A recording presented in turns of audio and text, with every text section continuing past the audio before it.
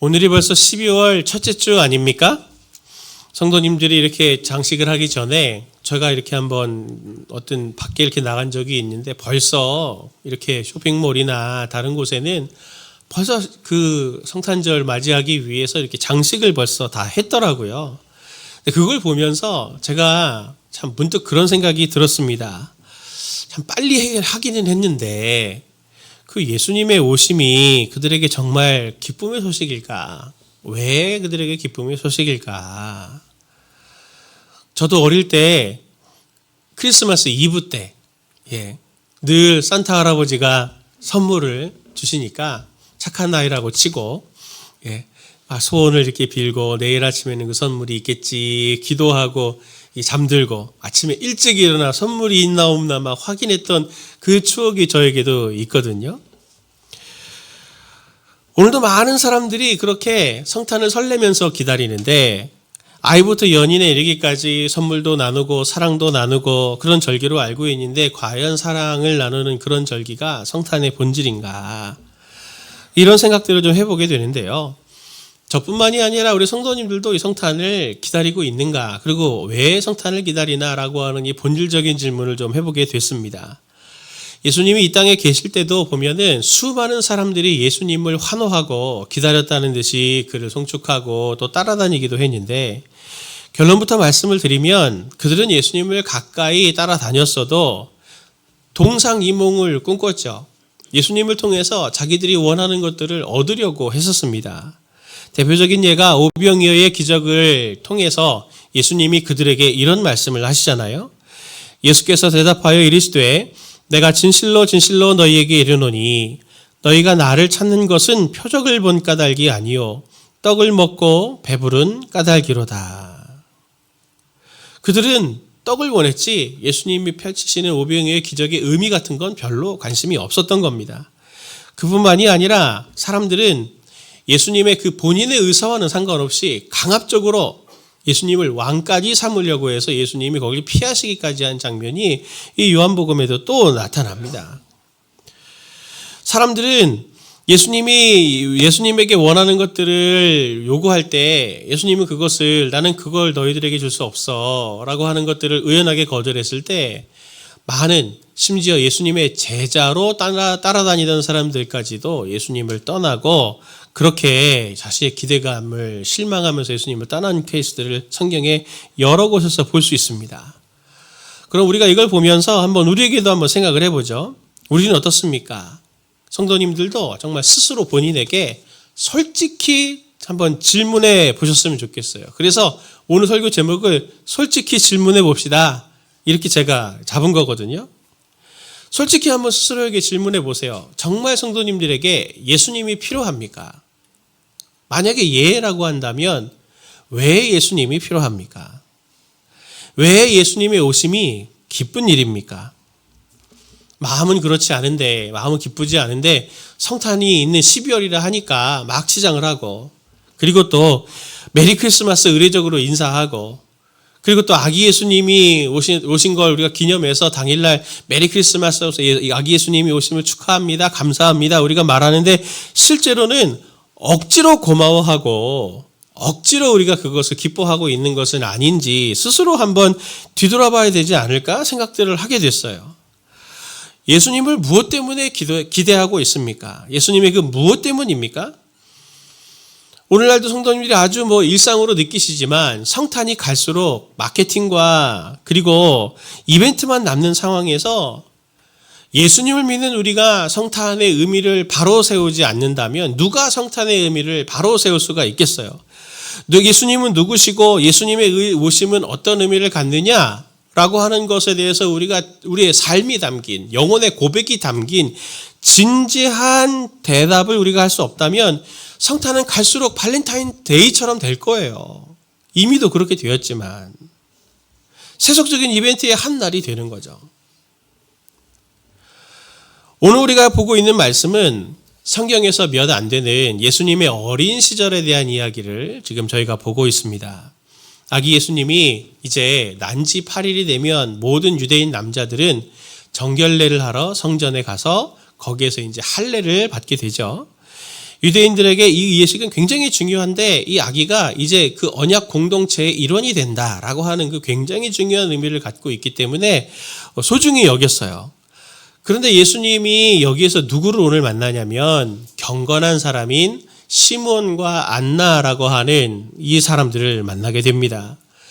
이 사람들의 이야기는 짧지만 이들은 공통점이 있어요. 이들은 첫 번째로는 경건하고 의로운 사람이다라고 그렇게 오늘 성경이 말을 하고, 두 번째는 이 사람들은 예수님을 기다리는 사람이었습니다.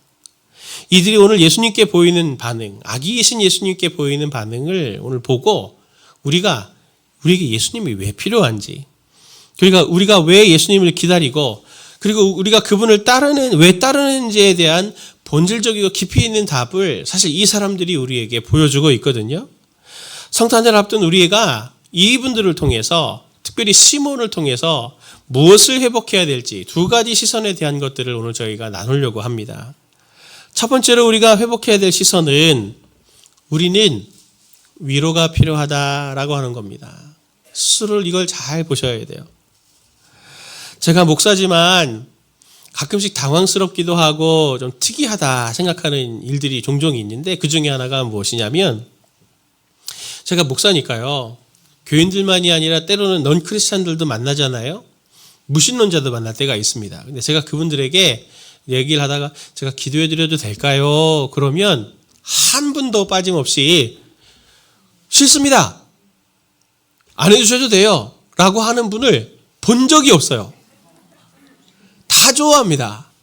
기도해 준다고 하면 다 좋아해요. 신이 없다고 하는 사람들도 기도해 준다 그러면 다 좋아해요. 예, 한 번도 해주지 말라는 본 적이 없어요.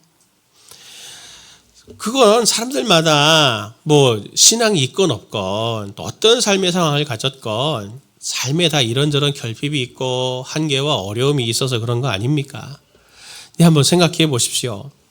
성도님들도, 오늘 이 자리에 계신 성도님들도 기도 제목들이 다 하나둘은 있잖아요. 그리고 꼭 하나님 이 기도 제목은 꼭 응답해 주십시오 라고 그렇게 간절하게 기도하는 기도의 제목들도 있으실 텐데, 하나님께서 그 기도 제목을 지금 듣고 내가 바로 지금 응답해 줄게, 그러면 성도님들 삶이 정말 행복해질까요? 내가 이 기도 제목이 응답이 안 돼서 내 삶이 참 불행하다, 보통 이렇게들 많이들 생각하는데, 하나님이 그 기도 제목을 응답해 주시면 성도님들은 진짜 행복한 삶이 될까요? 저에게도 한 경험이 있거든요.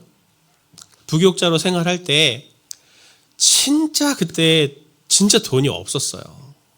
어린이날이 됐는데 정말 10,000원이 없어가지고 애들한테 과자 하나 사줄 날이 없었던 것, 사주지 못했던 거죠. 그래서 그냥 집에 있을 수는 없고 애들하고 아내하고 그냥 데리고, 예, 집 근처에 교육대학이 있었거든요. 어린이날이니까 그 교육대학 학생들이 동네 주민을 위해서 이벤트를 한 거예요. 그래서 막 이렇게 뭐 재미있는 축구 같은 거, 이렇게 공차기 뭐 이런 것도 하고 또 나눠주는 게 뭐였냐면 그 조그만 그 요구르트 병 있죠. 그거 이제 그 병만 모아갖고 거기다가 비눗방울액을 넣어서 빨대하고 해가지고 만들어서 공짜로 나눠주는 거, 그거 받아갖고 같이 이렇게 불고 놀았던 기억이 있습니다. 그리고 그때 찍었던 사진이 아직 제가 가지고 있거든요. 너무 참 한편으로는 마음이 아프기도 하고 속상하기도 하고 애들한테도 미안하고 아내한테도 미안하고 이렇게 고생을 시키는구나, 너무 속상하기도 하고 막 여러 생각이 들었는데, 그때 아내가 저한테 했던 말을 제가 잊지를 못해요. 이렇게 연석이라 그러죠. 화단에 이렇게 연석, 거기 앉아갖고 이렇게 비눗방울 불고 있는데 아내가 돈만 있으면 진짜 행복하겠다, 그렇게 얘기를 하더라고요. 그게 아직도 마음에 남아요. 진짜 남편을 잘못 만나가지고 고생을 많이 했죠. 근데 그때 10,000원이 없어서 그랬잖아요. 지금은 10,000원 있거든요. 지금은 10,000원 있습니다. 근데 그때보다 지금이 더 행복할까요, 제가? 10,000원이 더 있다고? 여전히 또 다른 문제들 때문에 마음이 어렵고 또 삶을 짓누르는 그런 부담들이 늘 있죠. 지금은 그때에 비하면 사실은 뭐 엄청난 부자가 된 거나 다름이 없는데 그때보다 더 행복하다? 저는 그렇게 자신할 수는 없습니다. 이런 우리의 차가운 현실은 민수기에서 우리에게 샘플로 보여주지 않나요? 출애굽한 이스라엘이 광야에서 먹을 것이 없어서 하나님 앞에 신음하고 있을 때 하나님은 정말 한 번도 먹어보지 못한 만나라고 하는 하늘에서 내리는 양식을 매일매일 이스라엘에게 제공해 주어서 그들이 그걸 먹고 살았는데 그 기적이잖아요. 기적이 하늘에서 비처럼 양식이 내려요. 근데 그런 양식이 매일매일 그 기적이 매일매일 경험하니까 기적이 아니라 일상으로 바뀌면서 그들이 또 다른 불평을 하기 시작하지 않습니까? 그게 민수기 11장에 나타나는 말씀이죠. 제가 읽어보겠습니다. 이스라엘 자손들도 또다시 울며 불평하였다. 누가 우리에게 고기를 먹여줄까? 이집트에서 생선을 공짜로 먹던 것이 기억에 생생한데 그 밖에도 오이와 수박과 부추와 파와 마늘이 눈에 선한데 이제 우리 눈에 보이는 것이라고는 이 만나밖에 없으니 입맛마저 떨어졌다. 지금 마음이 엄청 교만해진 거죠. 입도 교만해지고. 이런 게 우리 모습 아닌가요? 이미 많은 은혜를 받고 하나님께서 많은 것들을 우리의 삶에 채워주셨어도 작은 것 하나 그거 누리지 못하면 우리의 마음 가운데는 여전히 불평과 불만이 막 이렇게 샘솟아 오릅니다. 우리의 욕심은 우리의 마음은 밑빠진 독과도 같아서 어떤 것으로도 채워지지 않아요. 자녀가 공부를 잘해도 분명히 불평하실 겁니다. 남편이 막 1000억대 연봉을 벌어다 줘도 분명히 불평이 있을 거예요. 아내가 최진실처럼 예뻐도 최진실이 언제적 사람인가요? 네. 요즘 누가 예쁩니까? 네. 하여튼 그분을 떠올리며 내 아내가 그분처럼 예뻐도 불평이 분명히 있으실 거예요. 심지어 내 삶에 아무런 문제가 없고 다 평안해도 여전히 불평이 생길 수밖에 없습니다. 삶은 누구에게나 문제투성이고 그리고 오늘뿐만 아니라 앞에서도 내 삶은 여러 문제들이 내 파도처럼 막 나를 삼키려고 다가올 텐데 생각해보면 생각해볼수록 마음이 턱턱 막히지 않나요? 저도 그런데요. 인생의 가장 근본적인 행복의 문제는 환경, 조건, 결핍이 채워지고 해결된다고 해가지고 인생이 행복해지는 것이 아닙니다. 그걸로 설명될 수 있는 것도 아니라는 걸 우리는 뼈저리게 경험하고 있잖아요. 시므온이 아기 예수님을 만났을 때 그가 지금 오늘 어떻게 기도합니까? 누가복음 2장 29절 32절 말씀을 같이 한번 읽어봅니다. 시작. 주제여 이제는 말씀하신 대로 종을 평안히 놓아주시는도다. 내 눈이 주의 구원을 보았사오니 이는 만민 앞에 예비하신 것이요 이방을 비추는 빛이요 주의 백성 이스라엘의 영광이니이다. 시므온의 이 고백을 원문으로 보고 또 곱씹어 보면은 마음이 좀 서글퍼집니다. 원문으로 오늘 말씀을 어순에 따라 직역해 보면 이렇게 번역을 할 수가 있어요. 이제 해방시켜 주십니다. 당신의 종을 대주제여. 이제 해방시켜 주십니다. 당신의 종을 대주제여. 경건했던 시므온의 마음은 어떤 겁니까? 참 그동안에 고통스러웠던 거죠. 그가 지금 몇 살인지는 알 수는 없지만 그의 이 고백 속에 담긴 이 마음과 삶은 지금 노예처럼 감옥에 갇힌 것처럼 지금 매여있는 묶인 삶이고 이제 아기이지만 예수님을 보니 이제 제가 놓이는 것 같습니다.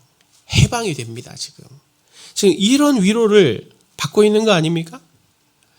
제가 그냥 말씀을 이렇게 그냥 아주 건조하게 읽다가 시므온의 이 고백을 이렇게 보면서 시므온의 그 마음이 제 마음에 확 느껴지면서 여러 생각들이 들더라고요. 오늘 이 시므온이 송축하고 있는 이 내용은 사실 이사야서의 말씀을 인용하는 겁니다. 특별히 이사야서 42장의 말씀을 인용을 하고 있는데 메시아의 예언이거든요. 이게 메시아의 예언을 인용하는데 제가 한번 읽어보겠습니다. 이사야서 42장 6절부터 7절 말씀. 나 여호와가 의로 너를 불렀은즉 내가 내 손을 잡아 너를 보호하며 너를 세워 백성의 언약과 이방의 빛이 되게 하리니 내가 눈먼 자들의 눈을 밝히며 갇힌 자를 감옥에서 이끌어내며 흑암에 앉은 자를 감방에서 나오게 하리라. 하나님은 메시아를 보내서 이방의 빛이 되게 하고 감옥에 갇힌 자를 이끌어내고 흑암에 앉은 자를 건져주겠다. 그렇게 예언했던 그 내용이 오늘 지금 이렇게 이루어지고 있네요 하면서 이제 저를 해방시켜 주십니다. 시몬이 이렇게 노래하고 있는데, 성도님들도 한번 생각해 보십시오. 올 2025년 지금 이제 마지막 한 달을 남겨두고 있는데 어떠셨습니까? 저는 참 많이 힘들었어요. 지치기도 하고 또 화나기도 하고 막 싸우고 싶고 막 전투력이 올라가기도 하고 막 복잡한 부정적 감정이 정말 저를 막 이렇게 최근에도 막 저를 이렇게 휘몰아치는데, 오해하지 마십시오.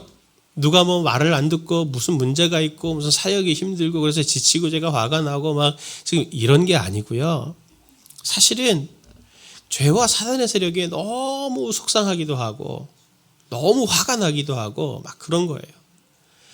제 자신 스스로를 보면 제 안에 있는, 저만 알고 있는 죄와 죄성이 있잖아요.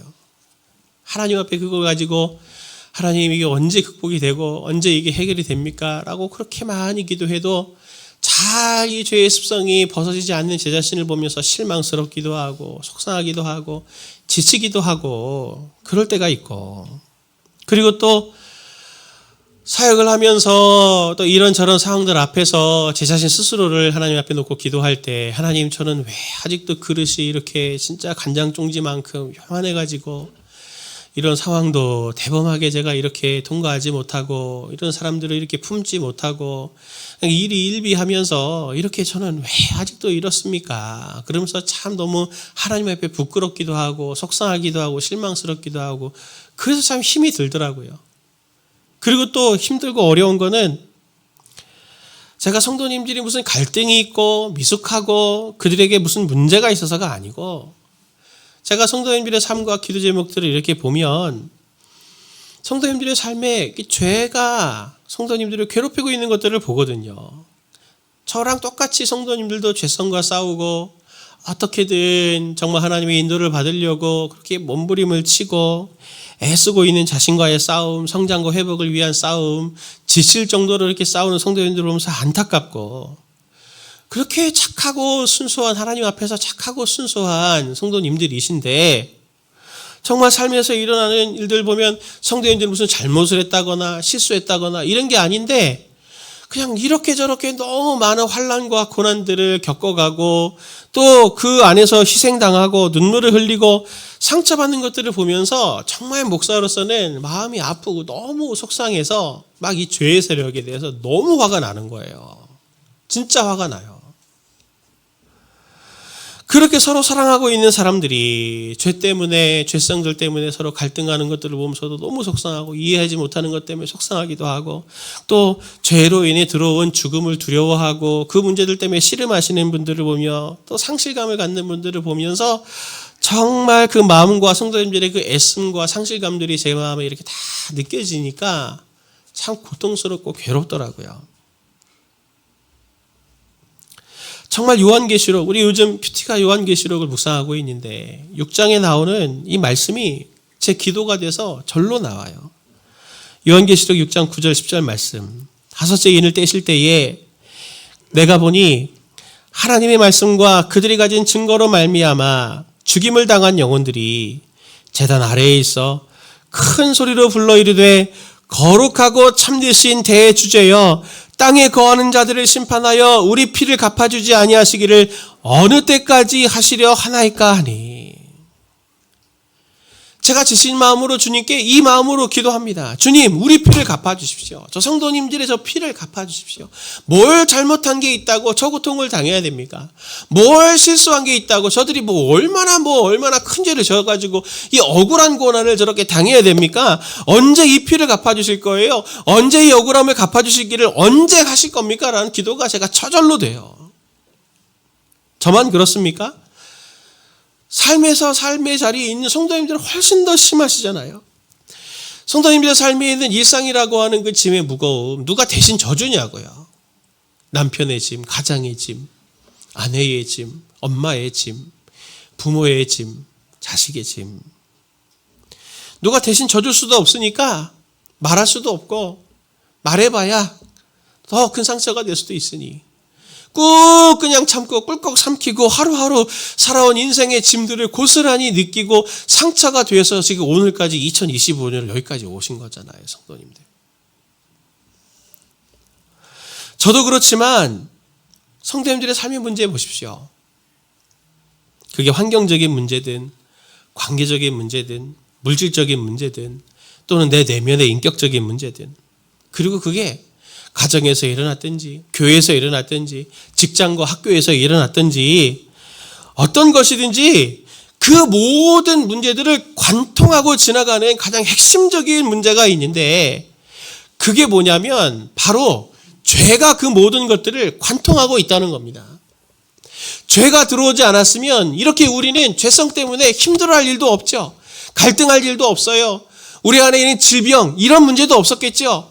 그리고 이런 눈물과 아픔, 모든 것들이 죄가 들어오지 않았다면 내 안에 죄성이 없고 우리가 지금 사는 삶에 죄가 버무려지지 않다면 우리는 이런 고난을 당할 일이 없어요. 이 모든 것들은 다 죄의 문제입니다. 누구도 잘못하지 않고 실수하지 않았지만, 그 누구의 문제도 아니지만 죄가 있기 때문에 질병과 사고와 힘들고 어려운 시간들을, 고난을 당하는 일들을 우리가 지금도 이렇게 지금 성도님들이 한 해 동안 얼마나 많이 겪으셨습니까? 그래서 오늘 주님께서 우리에게도 이사야서가 말하는 이런 흑암, 죄의 파생적인 현상에 시달리고 있는 것을 주님은 불쌍히 여기십니다. 불쌍히 여기세요. 사람들은 성탄을 맞아 선물을 원하고 선물을 나눕니다.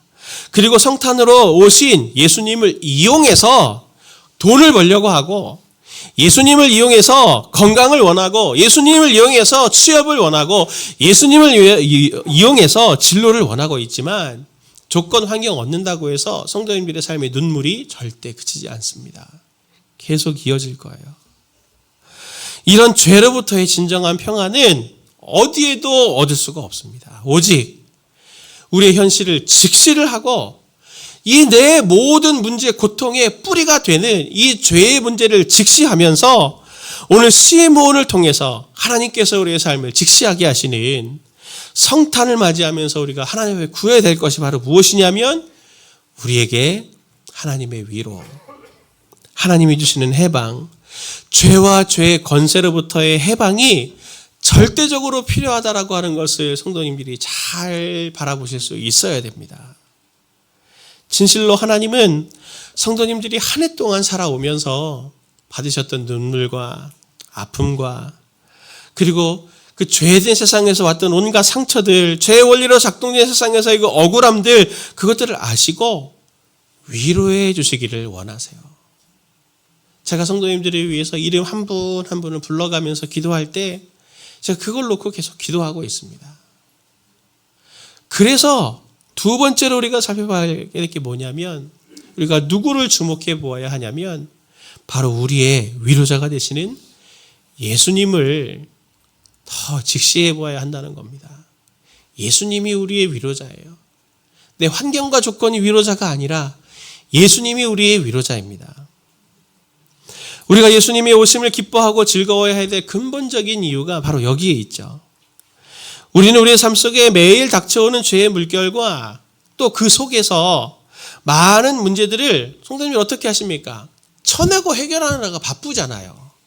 오늘 문제 하나 해결하면 내일 문제 또 나타나고, 문제 없을 것 같은데 또 문제가 나오고 또 문제가 나오니 정말 가슴이 답답해지죠. 정말 가슴이 답답해지죠. 하나님은 이걸 누구보다 잘 아시기 때문에 에스겔을 통해서도 이렇게 우리에게 예언하셨습니다. 제가 에스겔서 34장 11절부터 16절의 말씀을 읽을 텐데, 이 말씀에 담긴 하나님의 마음을 한번 느껴보려고 하십시오. 제가 읽어보겠습니다. 참으로 나 주 하나님이 말한다. 내가 나의 양떼를 찾아서 돌보아 주겠다. 양떼가 흩어졌을 때에 목자가 자기의 양들을 찾는 것처럼 나도 내 양떼들을 찾겠다. 캄캄하게 구름 낀 날에 흩어진 그 모든 곳에서 내 양떼를 구하여 내겠다.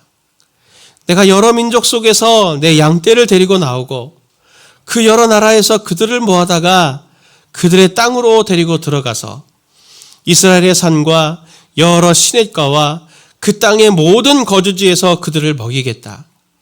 기름진 초원에서 내가 그들을 먹이고 이스라엘의 높은 산 위에 그들의 목장을 만들어 주겠다. 그들이 거기 좋은 목장에서 누우며 이스라엘의 산 위에서 좋은 풀을 뜯어 먹을 것이다. 내가 직접 내 양떼를 먹이고 내가 직접 내 양떼를 돕게 하겠다. 내 주 하나님의 말이다. 헤매는 것은 찾아오고 길 잃은 것은 도로 데려오며 다리가 부러지고 상한 것은 싸매어 주며 약한 것은 튼튼하게 만들겠다. 오늘 이 말씀을 보면 주님께서 하나님이 내가 직접 양떼를 먹이고 내가 직접 내 양떼를 눕게 하겠다고 하신 이 예언의 말씀대로 하나님이신 예수님은 이 말씀대로 친히 목자로 우리 가운데 오셨고 죄인들과 세리들과 잃어버린 양들에게 찾아 들어가셔서 그들과 함께 식사 자리에서 이렇게 말씀하지 않으셨습니까? 누가복음 15장 4절 너희 중에 어떤 사람이 양 100마리가 있는데 그 중에 하나를 잃으면 99마리를 들에 두고 그 잃은 것을 찾아내기까지 찾아다니지 아니하겠느냐. 또 찾아낸즉 즐거워 어깨에 메고 집에 와서 그 벗과 이웃을 불러 모으고 말하되 나와 함께 즐기자. 나의 잃은 양을 찾아내었노라 하리라. 내가 너희에게 이르노니 이와 같이 죄인 한 사람이 회개하면 하늘에서는 회개할 것 없는 의인 99으로 말미암아 기뻐하는 것보다 더하리라. 예수님은 선지자들에게 하셨다는 말씀을 약속의 말씀대로 이루어 주셔서 지금도 죄 있는 자들, 죄 지은 자들, 길 잃은 양 한 마리 같은 죄인들과 세리들, 창녀 같은 우리의 삶 가운데도 찾아와서 그 인생의 무게, 죄의 무게에 짓눌려 있는 위로가 필요한 사람들에게 찾아 들어가 그들을 부르시고 치유하시고 회복하시는 하나님이신 줄 성도님들 믿으시죠? 사람들은 이 예수님을 보고 감동합니다. 우리도 예수님을 보고 감동해요. 아, 예수님은 이렇게 참 좋으신 분이구나. 약한 사람들도 부르시고 죄인도 부르시고 용서하시는구나. 이렇게 참 사랑 많으신 분이다. 풍성하신 분이다. 다 이렇게 고백은 하는데 제가 목사로 볼 때 참 안타까운 것은 무엇이냐면 이 예수님에 대한 기준이 남에게는 적용을 하는데 성도님들은 자기에게는 적용을 잘 안 하시더라고요. 성도님들이 예수님께 기도할 때 하나님은 내가 죄가 많아서 내가 기도할 때 하나님이 들어주실까? 이렇게 생각하지 않나요? 나는 아직 믿음이 부족해서 하나님께서 내 기도에 응답해 주시지는 않을 거야. 부끄러워. 이거 내놓기가 어려워. 그렇게 성도님들 하나님께 속으로 말하고 계시지는 않으세요? 그렇게 말을 하면서 인생의 무거운 짐을 하나님께 내려놓지 않아요. 하나님을 믿기 전에와 똑같이 꿀꺽 참고만 있죠. 그렇게 자신만은 하나님은 사랑의 하나님이셔도 하나님의 사랑과 은혜에서 나는 자격이 없고 그 사랑과 은혜를 받을 자격이 없고 나는 제외되어야 되는 사람이 아닐까? 스스로 이렇게 스스로를 정죄하고 있지는 않습니까? 그렇게 하시면 안 돼요. 그렇지 않아요. 주님이 그런 사람들이 얼마나 많으면 친히 이렇게까지 말씀하셨겠습니까? 마태복음 11장 28절을 같이 함께 봅시다. 시작. 수고하고 무거운 짐진 자들아 다 내게로 오라. 내가 너희를 쉬게 하리라. 아멘. 수고하고 무거운 짐진 사람이라면 다 예수님께 나오면 되는 거예요. 수고하고 무거운 짐 졌는데 믿음이 좋은 자들아, 기도 열심히 하는 자들아 다 내게로 오라 조건이 붙지 않았습니다. 삶은 참는 게 아니더라고요. 삶은 참는 게 아니에요. 고난과 탄식과 어려움을 다루는 법은 참는 것이 아니에요. 참는 방식이 아니라 십자가 앞에 나아가서 대주제이신, 이 온 세계의 주인이신 대주제이신 예수님께 나아가서 낱낱이 그 십자가 앞에 그 무거운 짐을 내려놓는 것입니다. 오늘 경건한 시므온처럼 요한계시록의 제단 아래 영혼들처럼 큰 소리로 억울하면 억울할수록 속상하면 속상할수록 큰 소리로 주님을 부르면서 대주제여 우리의 피를 갚아주지 않으시기를 언제까지 하실 겁니까? 제 억울함을 언제 풀어주실 거예요? 라고 하나님 앞에 그렇게 따져 물으십시오.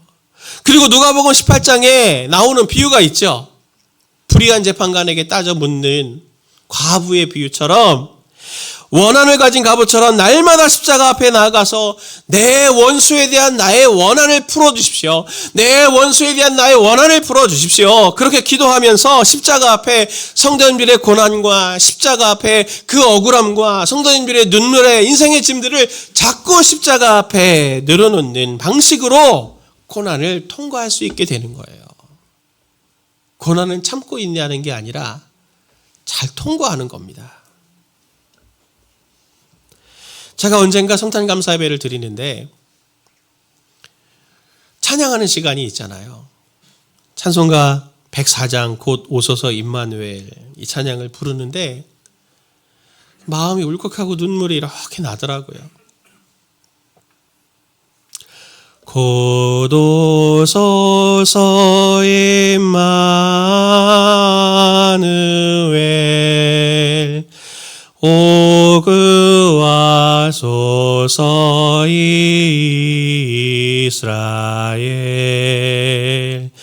그 포로 생활고 날파 메시아 기다립니다.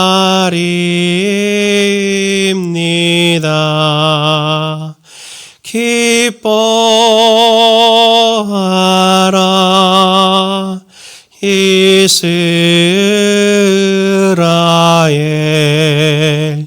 곧 오시리라 이스라엘.